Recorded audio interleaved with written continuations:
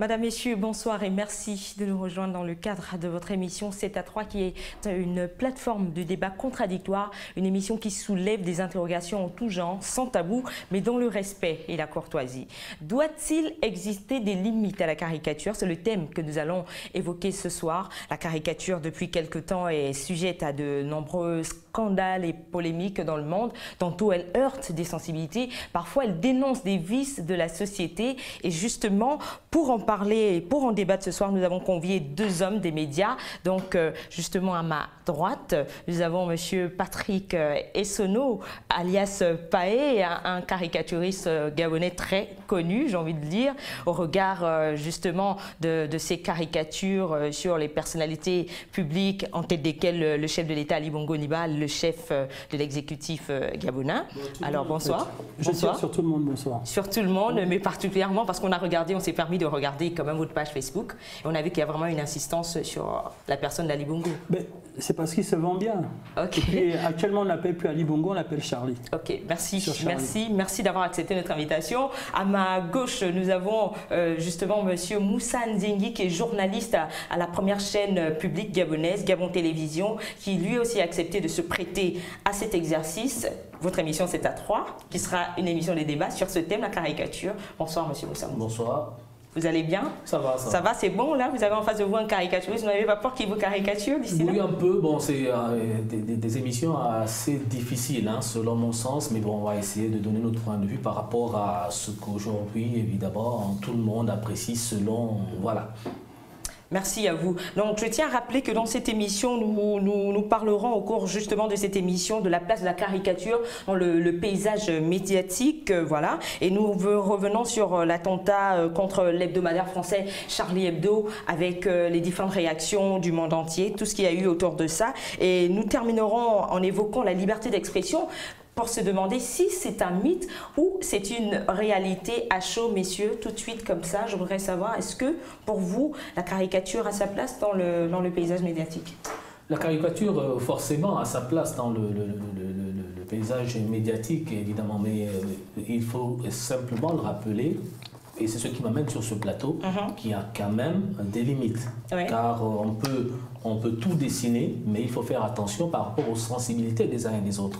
Dans ce sens où je dis que la caricature, moi-même, il y a des caricatures que j'apprécie, bien faites, qui poussent à la réflexion, dans le bon sens, mais il y a des limites par rapport à cela. Ok, et vous, monsieur Paé? Il n'y a pas de limite. Moi, en tant que citoyen, en tant que Paé, j'ai le droit de dessiner qui je veux, quand je veux, où je veux. La preuve. Je montre quelle caméra? Celle-là. Je vais peut-être vous aider en montrant. Voilà, Paé qui vient de faire une caricature sur l'invité à côté, monsieur Moussa Nzengi. Voilà, bonsoir, bande de mécréants, je crois que c'est ça. Voilà, et c'est à dire que cette émission vraiment nous réserve de belles surprises. Le dessin de presse. J'espère que Moussa Nzengi ne va pas me lancer une fatwa. J'espère que non, j'espère que non. Le dessin de presse sert à illustrer l'actualité, mais de manière satirique, comme un éditorialiste, voilà, un dessinateur de presse donne son opinion dans son dessin. L'art du dessinateur consiste souvent à mêler plusieurs éléments de l'actualité dans un même dessin et à exagérer les traits dans le but de faire sourire, je précise, rire et réfléchir. Mais pensez-vous que la liberté d'expression peut être exprimée à travers la caricature ou peut-on rire de tout? La réponse est peut-être dans ce micro-trottoir réalisé dans les rues de Libreville au Gabon. Bonjour. Bonjour. Peut-on rire de tout? Non, je pense pas. Parce qu'il y a certaines choses qui rendent les gens à fleur de peau, on va dire. Ce qui fait rigoler les uns ne font pas forcément rigoler les autres. Voilà. Je pense qu'on peut rire de tout à partir du moment où ça reste de l'humour avec le respect de l'autre. Voilà. Personnellement, je pense qu'on ne peut pas rire de tout parce que tout ce qui nous amuse n'est pas forcément amusant pour les autres.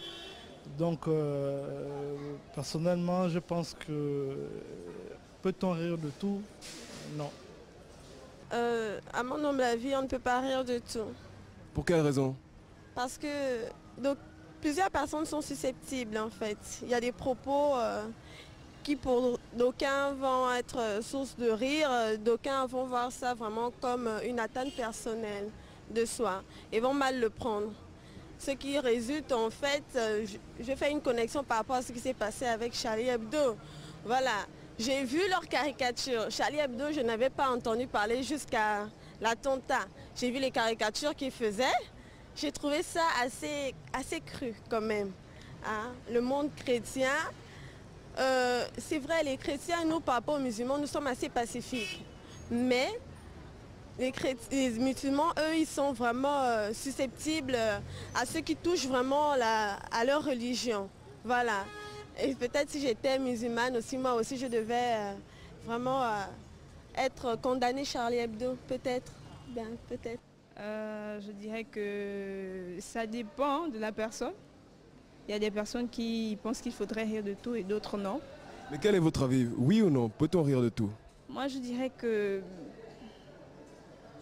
pour la liberté d'expression, oui. Et pour quelle raison? Bah, comme je le disais, ça dépend de la situation, de la chose qui devrait amuser. Ça dépend aussi de tout un chacun. Donc, je pense que oui, pour moi, oui, on peut rire de tout. Je pense que l'on peut rire de tout, parce que d'une part, il y a la liberté d'expression d'abord. Et en plus, si l'on dit uniquement dans l'objectif de faire rire, alors on peut rire. Tout simplement en se mettant dans la tête que nous sommes en train de faire de l'humour. Alors là, je pense que... Nous venons de suivre ce micro-trottoir réalisé dans les rues de la capitale gabonaise, Libreville.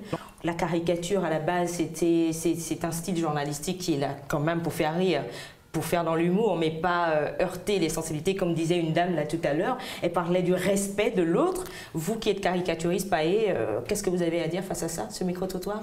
À la majorité, ils étaient tous contre, on ne peut pas rire de tout finalement.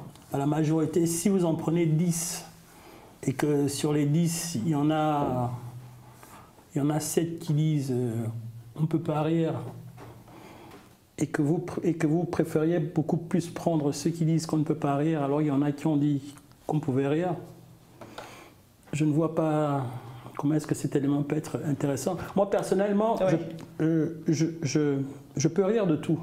Mais souvent on dit peut-on rire de tout, mais ça dépend, en fait ça dépend avec qui, quoi. Mais vous qui êtes caricaturiste. Oui, moi je peux rire de tout. Mais vous savez que vous dessinez, vous faites des messages, vous envoyez des messages à la population, mais alors vous estimez que ça vous fait rire, donc vous pensez que ça va faire rire ceux-là qui liront cela? Moi l'essentiel c'est que moi ça me fasse rire. Même si ça heurte tes sensibilités? Ça peut heurter, je suis un dessinateur de presse, je ne suis pas là pour faire plaisir aux gens, je ne suis pas là pour faire plaisir aux politiques. Un dessinateur de presse c'est quelqu'un qui est là pour titiller, apporter le débat. Le dessinateur de presse, c'est le grain de sable qui rentre dans l'engrenage. Oui, on peut rire de tout. Et vous, M. Moussa Nzengi, au regard comme de disait ce micro-trottoir? Le gros de ce micro-trottoir, et comme je le disais déjà d'entrée de jeu de cette émission, on ne peut pas rire de tout. Et on parle aujourd'hui de Charlie Hebdo. Moi, je dirais, lorsqu'on se retrouve même dans les pays européens, qu'on soit honnête, qu'on ne fasse pas un poids d'une mesure. C'est-à-dire, quand vous voyez le monde occidental aujourd'hui, lorsque vous êtes dans un pays européen, si vous caricaturez par exemple le prophète Mahomet, bon, on dit que c'est la liberté d'expression, c'est bien. Hein, et on dit, là, on peut rire de tout. Mais dès que vous dessinez des juifs, même en faisant allusion simplement à l'Holocauste, ou bien à une caricature sur les juifs, alors là, vous êtes taxé de tout. Et là, on ne voit plus la liberté d'expression. Il y a un exemple de caricature sur les juifs que les gens ont dessiné. Est-ce que c'est possible d'avoir un exemple? Pas forcément de caricature. Je prends l'exemple du comédien français aujourd'hui. Oui, Dieudonné Bala. Voilà, aujourd'hui, il n'y a pas que les caricatures. Dans les sketchs, par exemple, lorsqu'on veut faire plaisir, je prends le cas d'Omar Difunzu, pour ne citer que celui-là au niveau du Gabon. Lorsqu'il s'amuse, quand il parle par exemple des ethnies, il parle de quelques défauts, évidemment ça fait rire tout le monde. Mais voilà, aujourd'hui par exemple, s'il se met par exemple à faire par exemple des sketchs sur les juifs en rapport avec ce qui est, on va dire non, là il n'y a plus de liberté d'expression. Alors qu'on sache exactement c'est quoi finalement la liberté d'expression. Moi j'aimerais poser une question à Moussa Nzengi. Vous aimeriez poser une question, mais je tiens à vous dire qu'il y a quand même cette question qui reste en suspens au regard du micro-trottoir que nous avons regardé tout à l'heure, mais je voudrais quand même insister, vous êtes caricaturiste Bon, pas caricaturiste, je n'aime pas trop l'expression caricaturiste, je suis beaucoup plus dessinateur de presse. Un dessinateur de presse, ça fait moins dur, ça fait moins choquant? Non, parce que caricaturiste, ce sont beaucoup plus les gens qui font les portraits de gens, mais déformés. Ouais. Vous n'êtes pas dans... Non. Moi, je suis beaucoup plus dans le monde, je suis beaucoup plus dans le dessin de presse. Mais votre portrait du chef de l'État, Ali Bongo Ondimba, sur votre page Facebook. Non, c'est une caricature, mais bon. Finalement, vous êtes caricaturiste ou pas? Disons les deux alors. Bon, vous êtes quoi? Disons les deux, mais ce que je voulais demander à M. Nzingi, je voulais lui poser une question. Il y a eu Charlie Hebdo. Oui. Ça bougeait dans le monde. Pourquoi les musulmans du Gabon ne bougent pas? Ben, simplement parce que déjà... Parce qu'ils sont contents. Parce qu'ils ne sont pas fâchés. Bon, j'ose espérer que ce n'est peut-être pas le cas, mais moi je m'interroge justement et je vous pose cette question. Sont fâchés ou pas, je vous finalement, monsieur Moussa Nzingi, vous répondrez à cette question certainement hors de ce plateau. Le représentant des musulmans au Gabon. Est-ce que vous êtes le représentant des caricaturistes au Gabon? Étant donné vous m'avez merci, invité, oui. merci parce que vous deux, vous avez accepté d'être sur ce plateau. C'est pour ça que nous allons continuer cette émission. Et justement, vous posez la question, celle de savoir, la caricature, finalement, est-ce que c'est une arme destructrice ou bien c'est un outil constructeur? Parce qu'à la base, c'est fait pour l'humour, pour faire rire, c'est fait pour dénoncer des vices. Oui, mais au regard de ce qui se fait, est-ce qu'on ne va pas dire que la caricature devient finalement une arme destructrice ou un outil constructeur? En fait, ça dépend comment est-ce qu'on l'utilise. Parce que moi, quand je dessine, c'est pour faire passer des messages. Il y a des gens qui n'ont pas la télévision ou bien la radio. Écoutez, moi, je me sers uniquement de mon feutre et de ma page blanche pour faire passer des messages, pour dénoncer, pour critiquer. Je suis là pour ça. Alors, caricature, arme destructrice ou bien... Déjà, je voulais répondre à sa question en disant que est-ce que les musulmans gabonais étaient contents? Je dis non. Si vous avez remarqué peut-être que les musulmans gabonais ne manifestent pas, c'est parce qu'ils sont intelligents. En fait, ils ne manifestent jamais, quoi. C'est parce qu'ils sont intelligents. Je rappelle que le centre du débat, ce n'est pas les musulmans du Gabon. Mais allez-y quand même rapidement. Les musulmans du Gabon sont intelligents. Donc ceux qui boudent à travers le monde, ce sont des gros cons. Ils ne sont pas intelligents. Ce sont des cons. Je n'ai pas dit ce que je rappelle que je disais c'était dans la courtoisie et le respect. Voilà. Un peu plus haut leur réflexion, parce que je parle en fonction des textes du Coran et la tradition du prophète. Et qui dit quoi? Qui disent que lorsque vous remarquez par exemple un mal, il y a 3 façons de réagir. 1, vous pouvez réagir violemment. 2, vous pouvez parler pour dire que ce qui se fait, on n'est pas d'accord. 3, vous pouvez le manifester dans votre cœur. Et c'est le choix des musulmans du Gabon je crois. Mais est-ce que ça veut dire... C'est la raison qui nous amène à agir ainsi. Parce que comme disait un musulman, par exemple, aujourd'hui, vous voyez, par exemple, au niveau des caricatures, parlons par exemple de Charlie Hebdo, lorsqu'ils caricaturent sur le prophète, ils disent c'est Mahomet. Et le monde occidental aujourd'hui appelle le prophète Mohammed, sallallahu alayhi wa sallam, Mahomet. Mais Mahomet, ce n'est pas le nom du prophète de l'islam. Vous appelez Nina. Si vous entendez dans le quartier, par exemple, parler de Nino, vous pouvez dire que moi, ce n'est pas mon nom. Mon nom, c'est Nino. Son vrai nom, c'est Mohammed. Mahomet, c'est même péjoratif, c'est-à-dire que c'est les Occidentaux qui ont... C'est une déformation. Une déformation. Et ça, vous êtes contre cette déformation? Un musulman intelligent, par exemple, lorsque l'on parle de Mahomet, mais moi, par exemple, je me dis pourquoi je veux m'intéresser à des choses ou des gens qui parlent de Mahomet alors que c'est pas, mon prophète ne s'appelle pas Mahomet. Et simplement, j'évite des problèmes. Voilà comment, à la rigueur aussi, on doit réagir parce qu'on sait qu'en face, il y a des gens qui sont là pour provoquer. Maintenant, il faut être intelligent pour répondre. Et c'est ce que n'a pas fait les frères Kouachi, en fait. Les frères Kouachi, non, les frères Kouachi, c'est une autre histoire. Mais vous venez de dire tout de suite, et là je vais rebondir du côté de Baé, il vient de dire que la tradition musulmane permet 3 façons de réagir. On peut réagir violemment. Donc finalement, les caricaturistes sont en danger puisque la tradition musulmane le permet. Au regard de ce qu'il vient de dire. Mais moi, personnellement... Vous êtes en danger, en fait. Personnellement... J'ai demandé à M. Nzingi, est-ce qu'il a vu la caricature de Charlie Hebdo en une? La dernière? Oui. Elle représente quoi? La dernière? Oui. Où ils disent que tout est pardonné. Oui. Elle représente une caricature que j'ai même pas compris, je sais même pas pourquoi. Elle représente quoi? Expliquez-nous, expliquez-nous. Non, je lui demande. Sûrement Mahomet, je crois, c'est pas Mahomet. Sûrement, attendez, c'est sûrement ou bien c'est pas sûrement? Elle représente quoi? Mais je ne peux pas vous donner exactement. Nous non plus, mais expliquez-nous. On n'a pas dit qui c'était dans cette caricature. Vous allez peut-être nous l'expliquer. Donc, ce que je ne comprends pas, c'est que les gens s'enflamment. Oui. Moi, ce que je vois sur la caricature du dernier Charlie Hebdo, c'est un monsieur qui a un turban avec une barbe qui tient un écriteau. Qui a dit que c'était Mahomet? Personne. Mais donc, pourquoi les gens s'enflamment? Ils se sont enflammés sur ce nom, ils ne se sont pas enflammés sur la dernière parution de Charlie Hebdo. Pourquoi les gens disent, pourquoi les gens dans le monde se mettent à dire que Charlie Hebdo ne devait pas dessiner Mahomet. Quels gens dans le monde? Les gens s'insurgent contre ça et il faut le reconnaître. On a vu beaucoup de ligues islamiques le faire. Partout dans le monde, il y a des émeutes. Alors, mais vous estimez que ce n'est pas le prophète qui est caricaturé, donc ils n'ont pas à s'insurger? Comment est-ce qu'ils peuvent savoir que c'est le prophète qui est caricaturé? Pour moi, je ne vois qu'un monsieur qui est barbu, avec un turban, qui tient un message.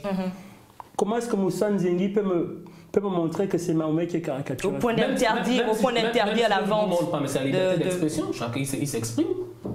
Chacun peut dire que c'est tel ou tel, c'est pas vous qui avez dit que c'est la liberté d'expression. Laissez-leur s'exprimer si d'aucuns disent que c'est Mahomet. Je comprends donc pourquoi est-ce que les musulmans du Gabon n'ont pas réagi. Parce qu'ils sont intelligents. Non, parce qu'eux, ils ne réagissent pas pour réagir. Ils ont juste vu que c'était un barbu qui était dessiné, mais que c'était pas Mahomet. Voilà, qu'on n'a pas besoin de réagir pour ça, parce que ça ne peut même pas être Mohammed, le prophète de l'islam. J'en suis rassuré, on l'espère. Si les musulmans dans le monde réfléchissaient comme les musulmans gabonais, ils ne devaient pas avoir des problèmes autour de Charlie Hebdo, etc.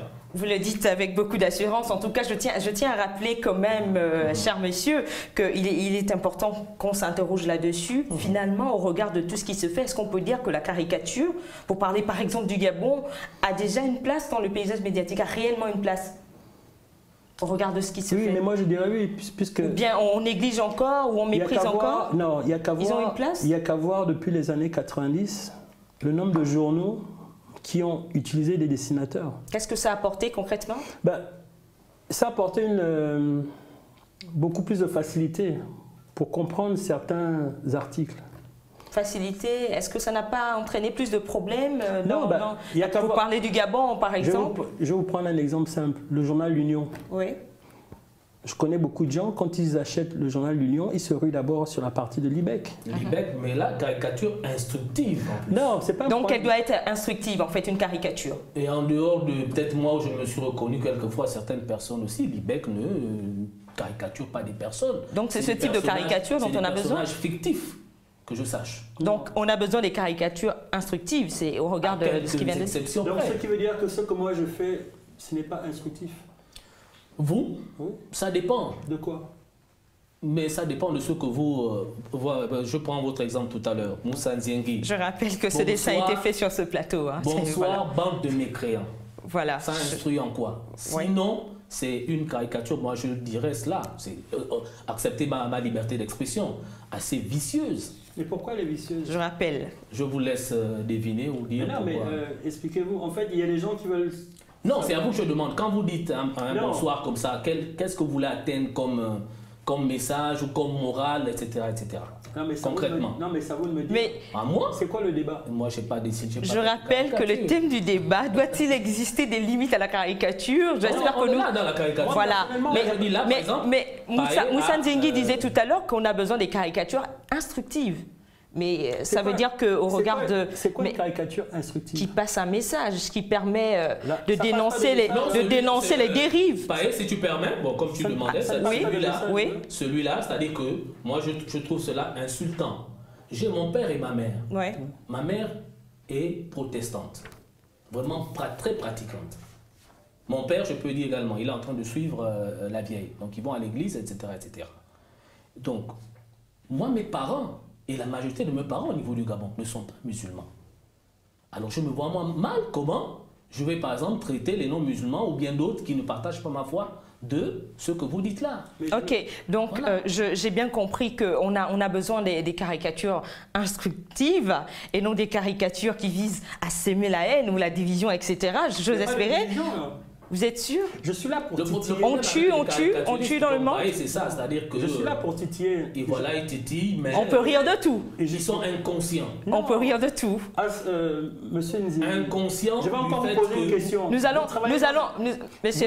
Payet. Vous travaillez sur une chaîne d'État. Monsieur Payet. Qui est laïque.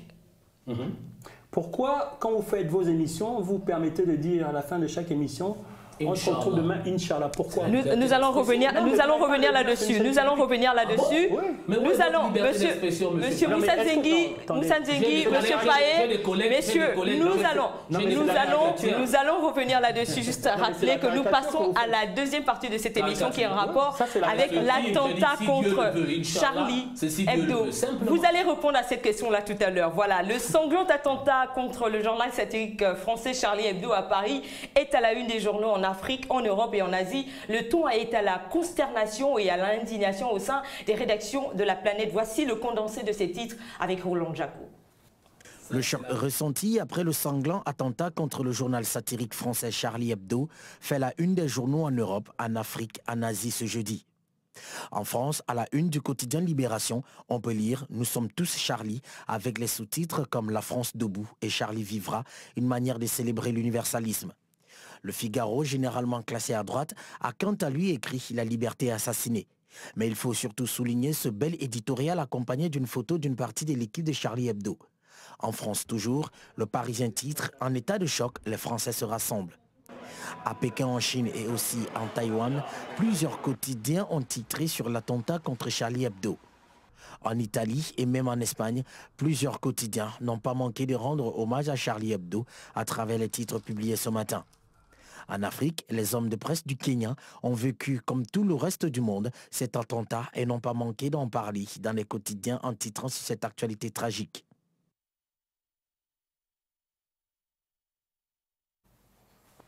Au regard de ce reportage en rapport avec l'attentat contre le journal satirique français Charlie Hebdo, tout de suite on s'interroge. Vous êtes Charlie, messieurs?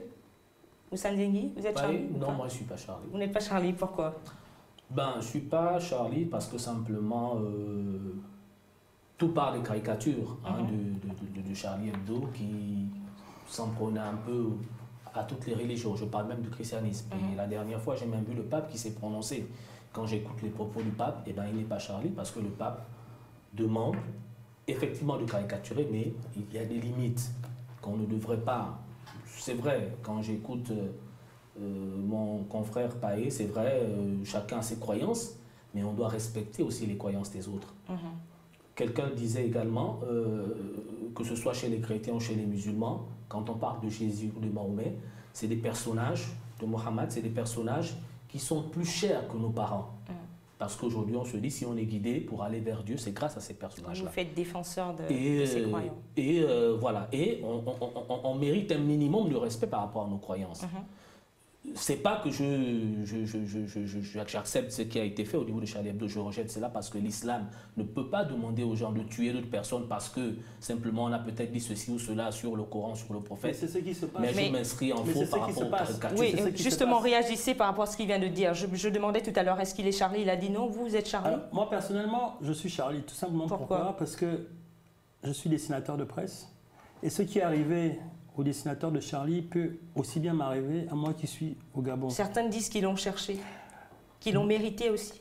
Bon, moi, personnellement, si quelqu'un vous attaque, je ne pense pas que la loi du talion, je ne pense pas que pour se venger, il faille aller tuer la personne. Le choix, c'est de saisir les tribunaux. Ou encore créer un média si moi je vous diffame, un contrepoids. Si je vous diffame, ouais. Vous n'allez pas venir me taper, saisissez la justice. Tout à fait. Donc ils ont mal fait. Écoutez. Et pour cela, vous êtes Charlie Hebdo. Non, moi je suis Charlie parce que je suis pour la liberté d'expression, je suis pour la liberté de la presse. Justement, moi je ne suis pas Charlie, par rapport à ce qu'il dit aussi, mais je ne suis pas pour une liberté de la presse d'un seul côté. C'est-à-dire quand ça engage les musulmans, c'est-à-dire que lorsqu'on vilipende par exemple l'islam ou le christianisme et tout, on dit à ces caricaturistes-là que c'est la liberté d'expression. Mais quand on caricature le peuple juif, l'exemple de Dieudonné, l'exemple d'Anelka qui a été renvoyé de son club simplement à travers un seul geste qui sous-entendait, on parle d'antisémitisme. Là, il n'y a plus de liberté d'expression. Il faut pas qu'il y ait 2 poids 2 mesures. Donc c'est dans ce sens que je m'inscris en faux par rapport à être Charlie ou ne pas être Charlie. Mais s'agissant des attentats, je condamne cela fermement. La religion islamique condamne cela. La religion islamique condamne cela, même si vous l'avez rappelé, quelques textes on nous fait croire que ce sont les musulmans qui... Voilà. Mais en parlant justement des musulmans, on a vu récemment, je pense pas plus tard que le samedi 17 janvier dernier, au Niger, on a vu des musulmans qui ont brûlé des églises, qui ont tué des gens et qui ont aussi entraîné par rapport à cela de nombreux blessés. Ces différentes violations, ces différentes manifestations des personnes anti-Charlie, mais pour la majorité des musulmans. Par rapport à cela, au regard de cela, est-ce que finalement la religion musulmane en elle-même ne favorise pas cet état d'esprit? Non, pas la religion musulmane ne favorise pas. Ce sont des personnes. Niger, oui, je reprends votre question. Je rappelle que c'était des frères Kouachi qui sont musulmans qui ont tué. Amélie Koulibaly aussi, allez-y. Je reprends votre question. Le pays le plus peuplé du monde en termes de musulmans, c'est, je crois, l'Indonésie. C'est le pays où il y a plus de musulmans au monde. Il y a d'autres pays où la population musulmane est assez importante. Le cas du Niger, je l'ai dit au départ, c'est des musulmans idiots qui ne maîtrisent pas leur religion. Ils ne sont pas comme les musulmans du Gabon, en fait. Mais il n'y a pas que les musulmans du Gabon, je vous dis. En Indonésie, en Égypte, on n'a pas eu ces mouvements-là. Parce que, je dis, ce qui s'est passé, les musulmans qui ont participé à la casse au Niger, ce sont des musulmans idiots qui ne connaissent rien de leur religion. Ça, je peux vous le garantir. Oui, parce que s'ils connaissaient le minimum de ce que c'est que l'islam, qui veut dire la paix, où le prophète enseigne aux musulmans le comportement qu'il doit afficher vis-à-vis de son voisin, qu'il soit musulman ou non, ces gens-là, ce sont des idiots qui ne méritent pas d'être appelés musulmans. Parce que s'ils avaient la connaissance de leur religion, comme vous le dites, ils seraient restés comme les musulmans du Gabon et comme les autres musulmans dans le monde qui n'ont pas fait ce genre de... Réagissez, vous avez le droit. Ce genre de crime. Non, vous ne me poserez pas de questions, vous réagirez à ces propos, s'il vous plaît. Réagis simplement. On y va, on y va. Ceux de Gaza qui ont manifesté, ce sont les musulmans idiots ou en tout cas, je vous le redis, un musulman qui réagit négativement en posant des actes de démesure ne mérite même pas qu'on l'appelle musulman. C'est un musulman idiot. C'est un musulman idiot. Alors, qui ne connaît rien de sa religion. Très bien, très bien. C'est un musulman qui maîtrise ses textes, qui connaît le Coran, qui connaît la tradition du prophète, comment le prophète vivait. Le prophète Mohammed, sallallahu alayhi wa sallam, à Médine, l'État islamique qu'il avait créé. Lorsque les chrétiens sont venus de Jérusalem pour dire, on a vu dans les évangiles et dans la Torah qu'il y avait l'annonce d'un prophète. On se croyait dans son émission Ils sont venus poser des questions au prophète. Et lorsqu'ils ont terminé de discuter avec le prophète, ils ont dit au prophète, là où on était, nos églises sont restées, peux-tu nous trouver un endroit où faire notre prière? Le prophète leur a donné la mosquée, sa mosquée pour faire la prière. Idem pour les juifs. Alors lorsqu'un musulman connaît ce genre d'histoire, mais comment un musulman peut attaquer il peut pas attaquer, il peut pas être violent. Donc finalement, c'est une mauvaise lecture de la religion. Ok, alors je vais me retourner vers M. Paye. Ils sont souvent victimes des fanatiques leaders religieux qui prêchent autre chose avec des intérêts autres. Dans les mosquées, donc il y en a aussi des imams qui prêchent autre chose, tout comme dans les églises au réveil. Alors je vais aller me retourner du côté de M. Paye, Patrick Essonneau, voilà. Justement, le pape a dénoncé, alors là, ces actes terroristes qui ont été commis par les frères Kouachi au niveau de la France. Mais finalement, on a vu encore Charlie Hebdo faire une nouvelle publication. On en parlait bien avant d'être dans cette partie. Et on a dit que c'était le prophète Mahomet. Mais on m'a dit que c'est pas Mahomet, c'est Mohamed. Voilà. C'était finalement ce prophète qu'on a encore caricaturé une fois de plus. Est-ce que là, les caricaturistes de Charlie Hebdo, pour parler de Charlie Hebdo, ne font pas dans la provocation aussi? Non, c'est la liberté d'expression. Toujours au nom de la liberté d'expression. On a le droit. On a tué des gens à cause de ça. Vous publiez la même chose, c'est toujours au nom de la liberté d'expression. Pourquoi est-ce qu'on les a tués? Pourquoi est-ce qu'ils n'ont pas porté plainte? Donc vous ne lâcherez pas prise? Est-ce que c'est parce que vous allez me manquer de respect que je vais prendre un couteau et que je vais vous poignarder? Pour une fois, je voudrais aussi poser une question à Paye. Saisissez les tribunaux. Paye, je voudrais te demander, tu es caricaturiste. Imagine-toi qu'avec tout ce qu'on a comme nouvelle technologie de l'information aujourd'hui en termes de sondage, on te dit Paye, ton rédacteur en chef par exemple, tu lui présentes une caricature, il te dit Paye, si jamais, avec tout ce qu'il connaît comme vraiment de rassurant, etc., il te dit Paye, si jamais tu publies cette caricature-là, tout Kembo va brûler. Et je te donne même les garanties que Kembo va brûler avec tout ce qu'il y a comme population. Paye, Qu'est-ce que tu feras dans cette situation? Je ne publie pas parce que... Pourquoi tu ne publies pas? Mais pourtant, au nom de la liberté d'expression, au nom de la liberté d'expression, je rappelle qu'il va répondre. Il me dit si mon rédacteur en chef. Oui. Ce qui veut dire que le rédacteur en chef, c'est mon patron. Je travaille dans une société. Non, il te dit mais et si c'est à titre personnel? En disant que, mais voilà les conséquences qui vont dériver. On va compliquer votre exemple, M. Nzengi. S'il est à titre personnel. Je ne sais pas si vous avez écouté les propos de Charles avec sa femme. Oui. La femme de Charles a dit que Charles était convaincu qu'un jour ou l'autre, les caricatures qu'il produisait avec ses collègues allait entraîner sa mort par la mort. Sa mort? Sa mort et d'autres dégâts. Voilà, mais justement, ah oui, votre femme ne vous a rien dit, mais donc... tu as quand même rassuré que non, je n'ai pas rassuré. Une caricature je n'ai pas rassuré, non. Détruit tout un quartier, tu ne la publieras pas. Donc chez vous, il n'y a pas de limite. Il va répondre, allez-y, il va répondre. Moussa Nzengi, il va répondre, allez-y. J'ai travaillé à TV+, où je faisais des caricatures. Je rappelle que c'est une chaîne privée gabonaise. Où je faisais des caricatures pendant le 20h. Avant de mettre un dessin, il y avait l'avis du rédacteur en chef. C'est lui qui validait si les dessins passaient ou ne passaient pas. S'il n'y avait que moi, je mettrais tous les dessins je mettrais tous les dessins en direct. Mais il y avait une espèce de censure qui me disait ça on peut mettre, ça on ne peut pas mettre. Alors dans le cas où mon rédacteur en chef me dit Paé, si tu fais ceci ou cela, il y aura ceci, il y aura cela, moi je mets la caricature. Mais dans ce cas, vous mettrez la caricature, même si on doit brûler, voilà, comment est-ce qu'il va savoir que ça va... Comment est-ce qu'il va savoir? Ne reviens pas sur... Tu as déjà répondu, tu as dit non, tu ne le feras pas. Non, en tout cas, j'ai dit, si je suis... Si vous travaillez pour quelqu'un, là oui. On va me censurer, on va dire, écoute, tu ne peux pas mettre ça parce que... Mais si c'est... À titre personnel. Voilà, c'est comme sur mon blog. Je mets ce que je veux sur mon blog. Je n'ai pas de frein. Il y a que moi, même si ça heurte des sensibilités. Non, il n'y a que moi-même qui suis mon frein. Parce que tout à l'heure... Donc sur votre blog, il n'y a pas de limite en fait à la caricature. On peut tout faire. Je m'auto-censure. Vous-même. Je suis Pourquoi vous faites de l'autocensure? Parce que vous avez peur de heurter les sensibilités ou bien... Parce que tout à l'heure, j'ai dit, est-ce qu'on peut rire de tout? J'ai dit, on peut rire de tout. Mais pourtant, vous faites de l'autocensure. On peut rire de tout, mais pas avec n'importe qui. Pas avec n'importe qui. Oui. La précision. Oui. Je peux rigoler avec vous. Oui. Peut-être que je ne pourrais pas rigoler avec Moussa Nzengi. Oui, donc on peut rire de tout, mais pas avec n'importe qui. On peut rire de tout, mais pas avec n'importe qui. Selon vous. Ok. En tout cas, nous allons continuer ce débat. Je tiens à rappeler que nous allons rentrer de plein pied dans la troisième partie qui est justement en rapport avec la liberté d'expression. Mais j'étais très content de savoir qu'au Gabon, étant donné que les musulmans du Gabon ne boudent pas, ne cassent pas à cause de Charlie Hebdo, c'est parce que ce sont des musulmans intelligents. Et tous ceux qui font le boucan dans le monde, ce sont des musulmans cons.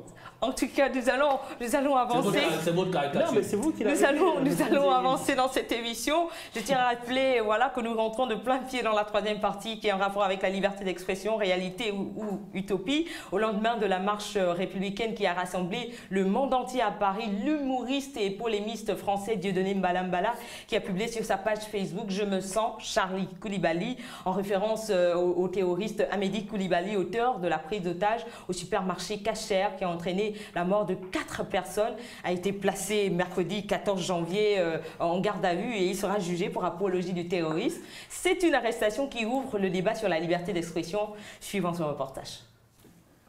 La marche républicaine qui a réuni le monde entier autour de François Hollande n'a pas suscité l'adhésion de certains Français. Au lendemain de cette grande manifestation, l'humoriste Dieudonné Mbala Mbala, qui avait publié sur sa page Facebook « Je me sens Charlie Koulibaly », faisant allusion à Amédi Koulibaly, l'homme qui avait pris des clients d'un supermarché Cacher en otage et avait tué 4 d'entre eux, a été placé ce mercredi en garde à vue, accusé d'apologie d'actes de terrorisme. Pour le ministre de l'Intérieur Bernard Cazeneuve, cette déclaration est abjecte. Ces propos sont une abjection. J'ai donné des instructions à la direction juridique des libertés publiques du ministère de l'Intérieur d'examiner immédiatement les suites qui peuvent être réservées en droit à ce tweet. et je préciserai à partir de ces analyses la suite que nous entendons y donner. Les autorités françaises sont donc déterminées à punir le polémiste controversé Dieudonné Mbala Mbala. Mais la partie défenderesse estime qu'il n'a fait qu'extérioriser ses sentiments. Pour son avocat, il est traité par plus d'un comme un terroriste, ayant déjà ironisé sur l'exécution du journaliste britannique James Foley. C'est la qualification qui est retenue pour les deux mots, à savoir le fait d'avoir accolé le prénom de Charlie, qui est le symbole de la liberté d'expression, et celui de Koulibaly, c'est-à-dire un terroriste. Lui, il a le sentiment qu'on le traite comme un terroriste, donc c'est pour ça qu'il a accolé ces deux noms. On va voir si on a besoin de plus d'explications à donner pour qu'il puisse ressortir de là, ou s'il doit être jugé, pourquoi pas. Cette affaire d'apologie du terrorisme, dont Dieudonné Mbala Mbala est le principal accusé, intervient à un moment où la France est encore sur le choc de l'attentat contre Charlie Hebdo et de ses conséquences. Aujourd'hui encore, le débat sur les limites de la liberté d'expression qui refait surface sur la place publique soulève de nombreuses interrogations. Entre autres, jusqu'où peut-elle aller? Ne devrait-elle pas être réglementée? Autant d'interrogations qui requièrent des réponses. Nous allons continuer justement cette émission. Nous venons de suivre ce reportage en rapport avec l'affaire Dieudonné Mbala Mbala, cet humoriste qui est quand même polémiste en France. Il a fait une publication sur sa page Facebook. Il a dit « Je me sens Charlie Koulibaly » en rapport avec Koulibaly, Amédi Koulibaly, l'auteur de la prise d'otage au supermarché Cacher. Mais finalement, ça interroge. Est-ce que c'est un train à deux vitesses? Est-ce qu'il y a une liberté d'expression pour certains et non pour d'autres? Dis-là ce que je disais au début, je prends la parole avant de parler. À vous, lui. Parce que je ne savais même pas qu'il y avait un reportage sur Dieudonné. Ouais. Voilà le comble, moi je dirais le comble de la bêtise occidentale. Oui. Pourquoi deux poids, deux mesures? Paye aujourd'hui disait que, enfin dans l'émission, on disait qu'on pouvait rire de tout. Et pour d'autres aussi, on peut rire de tout. Mais pourquoi on ne peut pas rire de Charlie Koulibaly? Moi, ça m'amuse même. Ah bon? Oui. Et même, voilà quelqu'un qui aussi, au nom de la liberté d'expression, fait une caricature, je peux l'appeler ainsi, même si ce n'est pas un dessin. C'est un comédien, on le connaît. Effectivement, on doit se dire que Dieudonné, bon, lui, il est là pour faire rire. Il peut même parler d'un mort, je ne sais pas trop quoi, etc., etc. Mais pourquoi, dès qu'on fait allusion à ce genre de propos, ou lorsqu'on parle de juifs, c'est plus la liberté d'expression? Alors là, moi je dis, ne tombons pas dans ce piège-là. Et vous, face à ça, cette arrestation de Dieudonné, moi, personnellement, vous avez dit au début de cette émission, on peut rire de tout. Donc, regardez, on a arrêté l'humoriste. Alors moi, personnellement, il voulait juste que Dieudonné serve d'exemple. En fait, Dieudonné, c'est le fusible, en fait. Il voulait juste lui taper sur les doigts. Parce que, donc, ils ont trouvé l'occasion de... Ben il a dit je me sens Charlie Hebdo, on peut rire de tout, vous l'avez dit. En quoi ça choque? Est-ce que vous savez pourquoi est-ce qu'il a dit? Pourquoi? Il se sent Charlie Koulibaly, pourquoi? Pourquoi? Parce que depuis que l'affaire Dieudonné a commencé, la presse et le pouvoir au niveau de la France n'arrêtent pas de lui chercher des pouces sur la tête. C'est pour ça qu'il a dit que lui se sentait Charlie. Maintenant, pourquoi Koulibaly? Parce qu'on fait tout pour lui créer des problèmes. D'où le message, je suis Charlie Koulibaly. Mais on a vu... en tant qu'homme de médias, comment vous analysez on a ça? vu Moussa Ndegui. Moi, personnellement, ça ne m'a pas choqué ce qu'il a dit. Mais justement, Moussa Ndegui... comment vous réagissez face à cette décision de l'emprisonner ou de le faire comparer? Justement, mais Paye, avant votre réaction... Vous avez peur du visa? Vous avez peur d'avoir le visa? Pour le moment, il n'est pas emprisonné. Vous avez peur qu'on ne vous donne pas le visa Schengen? Pour le moment, il n'est pas emprisonné. Mais Moussa Ndegui, je rappelle... Oui. Justement, si vous permettez, messieurs. Tu ne dis rien du fait qu'il soit arrêté? Non, mais calmez-vous. Ce n'est pas. Ne vous attaquez pas entre vous. Un homme des médias. Gardez l'objectif de l'émission, c'est d'éclairer la population sur les possibilités de mettre des limites à la caricature. Donc, messieurs, dépassionnons le débat. On y va. J'ai dit, Dieudonné, pour le moment, il n'est pas condamné. Mais quand il a dit ce qu'il avait dit, il y avait un texte qui était sorti. Il a dit quoi? Je suis Charlie Koulibaly. Okay. Il y avait un texte de loi qui était sorti en disant tous ceux qui vont tenir des propos, qui vont inciter à la haine raciale, à l'apologie Ah, ça, tu es abonné au journal officiel de la France pour en savoir tout cas, avec la marche et tout ce qui se fait dans le deuil, le texte était déjà sorti. Mais Bernard Cazeneuve, le ministre de l'Intérieur français, Bernard Cazeneuve, Moussa Nzengi, le ministre de l'Intérieur français, a qualifié ses propos d'abject. Pour lui, c'est indigne. Au lendemain d'une marche républicaine, on n'a pas le droit de publier un texte comme celui-là sur sa page Facebook. On a le droit. Je dis que ce sont les propos de Bernard Cazeneuve. Oui. Mais finalement, le ministre français de l'Intérieur qui fait ces déclarations suite à la publication sur Facebook de Dieudonné Mbala Mbala, je me sens Charlie Hebdo en référence, je me sens Charlie Koulibaly, pardon, en référence à Koulibaly, à Mehdi Koulibaly, qui a tué 4 personnes quand même, il faut le signaler, mais qualifier ses propos d'être indignes. C'est un comédien. Mais est-ce que vous vous rendez pas compte qu'on était dans un climat encore de tristesse, un climat... on s'en fout, madame.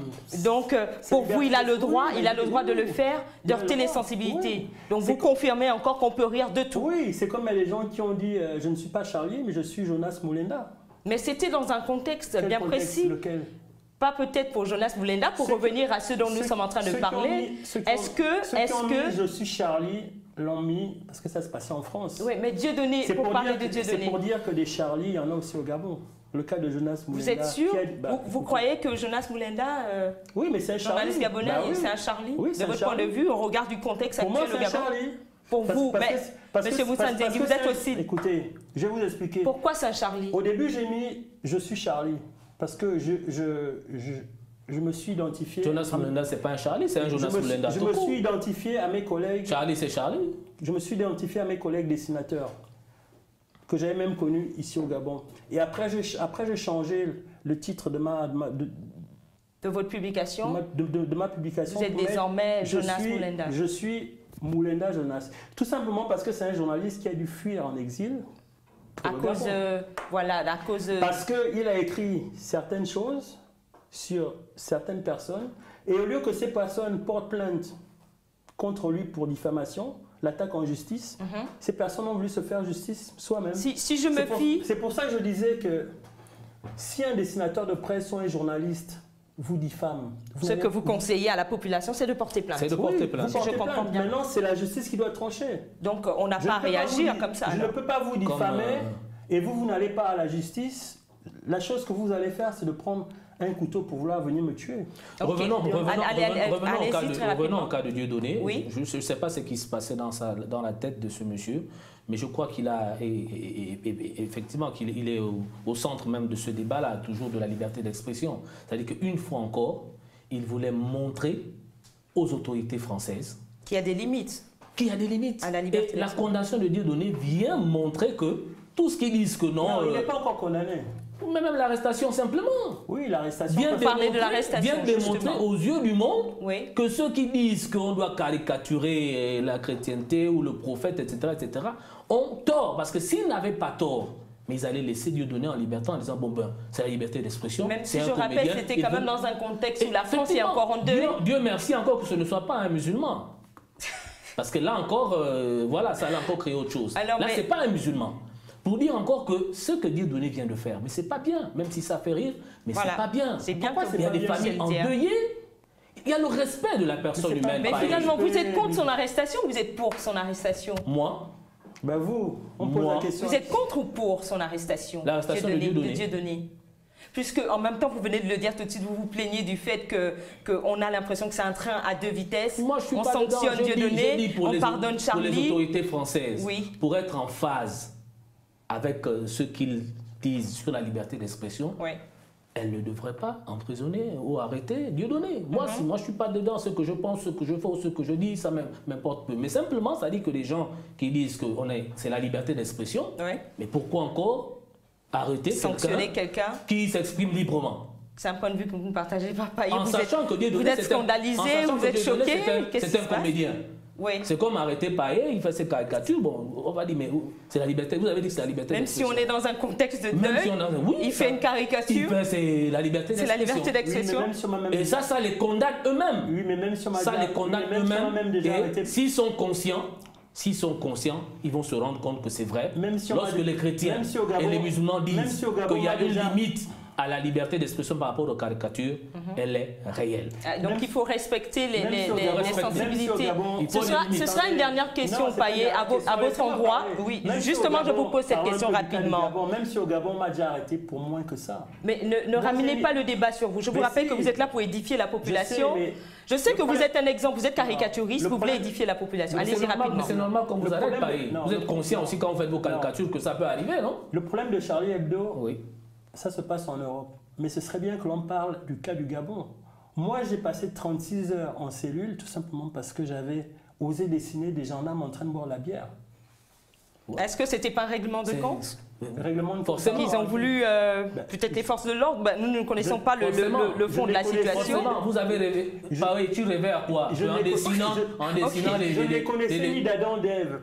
C'est comme si on est sur un plateau, je viens vers vous, je vous dis, madame, est-ce qu'on vous a déjà caricaturé? Voilà ce que j'ai fait sur vous.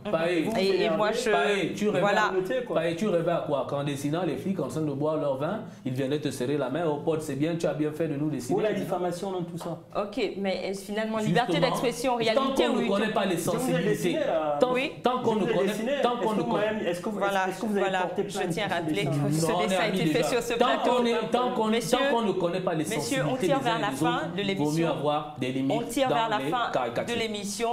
Payet, dernière question. Liberté d'expression, réalité ou utopie? Je rappelle que ce sera votre mot de la fin. Au Gabon? Oui. Bref, au Gabon, il y a la liberté d'expression, mais elle est à deux vitesses. En tant que dessinateur, les dessinateurs n'ont pas souvent eu beaucoup de problèmes au Gabon. Sauf peut-être moi qui étais enfermé pendant 36 heures parce que j'avais dessiné un ou deux personnages. L'IBEC du journal de l'Union qui est souvent menacé parce qu'il y a des gens qui appellent pour dire que ce qu'il fait n'est pas bien. Magique qui travaillait à la Griffe, qui a été entendu au tribunal, mais il avait juste été condamné avec... comment est-ce qu'on dit ça? Sursis ou bien? Avec sursis. La liberté de la presse existe au Gabon, mais pas pour tout le monde.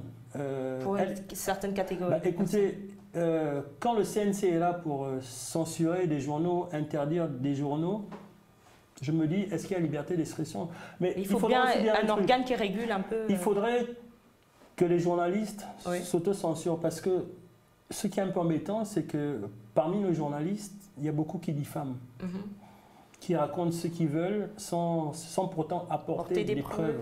Mais maintenant, mais maintenant, il ne faudrait pas que ceux qui se sentent diffamés veuillent se faire justice eux-mêmes.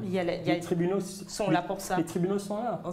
Voilà. Moi, je dessine tout le temps. Je dessine le chef d'État quand je veux, où je veux. Bon, il m'a même reçu. Il a même préfacé une de mes bandes dessinées. Nous en sommes ravis, en tout cas pour vous. Dernière question, elle est la même pour vous aussi, M. Moussa Nzengi. Oui, liberté d'expression. Réagir déjà. Vous avez écouté le propos de Payet, c'est-à-dire, je vous provoque, mais ne me giflez pas. Allez voir les tribunaux. Mais ce qu'on oublie derrière tout ça, c'est que les êtres humains n'ont pas la même sensibilité. Les psychologues vont vous le dire. Non, la loi, c'est la loi. Nul ne peut se faire justice. Mais c'est à vos risques et périls aussi, ça vaut Nul n'est censé ignorer la loi, certainement. Par rapport à la liberté de la presse au Gabon, moi je dirais oui. Parce que ce que Payet vient de dénoncer... Bon, pas trop la RTG, parce que vous, à la RTG... je rappelle que c'est ça conclusion, parce que nous tirons à la fin de l'émission. Vous n'êtes pas si libre que ça, la RTG. Voilà. Allez-y, vous allez conclure. Nous sommes des fonctionnaires. Être journaliste à la RTG, ce n'est pas vraiment une profession... Vous êtes en train de conclure, M. Moussa Nzengi. Peut-être quelques mots. Nous avons une ligne éditoriale et nous devons l'appliquer. Celui qui veut faire autre chose, c'est quoi la ligne éditoriale? Merci, vous répondrez plus tard. Nous sommes là pour recevoir les injonctions du gouvernement de la République gabonaise. Donc c'est votre conclusion. Merci messieurs. C'est votre caricature. C'est votre conclusion. C'est votre caricature, c'est votre conclusion. Merci à vous, Payet, alias, sinon Payet, je veux dire Patrick Essonneau, alias Payet. Voilà, merci de nous avoir permis. On peut terminer sur la caricature. Oui, justement, je rappelle que cette caricature a été faite ici. Bonsoir, bande de mécréants. Voilà, ça a été fait par Payet sur ce plateau à l'endroit de M. Moussa Nzengi. C'est la fin de votre votre émission 7 à 3 sur le thème doit-il exister des limites à la caricature? Ce débat peut continuer dans vos maisons et sur notre page Facebook / 7 à 3. Si vous nous rejoignez que maintenant, il y avait à ma droite Patrick Essono alias Paye, célèbre caricaturiste gabonais. À ma gauche, monsieur Moussa Ndiengui, journaliste à la première chaîne de télévision publique gabonaise, Gabon Télévision, voilà. C'était 7 à 3, votre plateforme de débat que vous pouvez suivre sur le site internet de votre chaîne panafricaine www.canal7.com. Merci de nous avoir suivis. Bonsoir. Inch'Allah. Inch'Allah.